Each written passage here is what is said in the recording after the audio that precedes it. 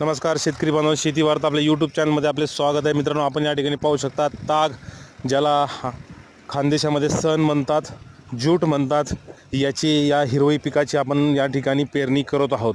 मित्रांनो, या ठिकाणी खरीप मका घेतला होता. आपल्याला जानेवारीपर्यंत आपल्याला सुरू ऊस लागवड करायची आहे, त्यामुळे आपण या ठिकाणी तागाचे पीक घेत आहोत. शेणखत सध्या उपलब्ध नाही, उपलब्ध असल्यास देखील महाग मिळते. तसेच रासायनिक खतांचा बेसुमार वापर वाढलेला आहे. तसेच किमती देखील वाढलेल्या आहेत. जमीन नापीक होत चालली आहे. त्यासाठी उत्तम पर्याय म्हणजे हिरवईचे पीक हे आहे. ऊस सारख्या पिकाची लागवड करायची असल्यास 3 वर्षे हे पीक 2 ते 3 वर्षे साधारणतः पीक हे जमिनीत राहते. त्यामुळे तागाचे पीक घेऊन ते जमिनीत गाडले जाते. यामुळे तिन्ही मुख्य अन्नद्रव्ये तसे मायक्रोन्यूट्रनचे स्थिरीकरण होते, जमिनीचा पोत सुधारतो. असे अनेक फायदे हे हिरवईच्या खताचे आहेत. हिरवईचे खत हे काळाची गरज असून सर्व शेतकऱ्यांनी याचा वापर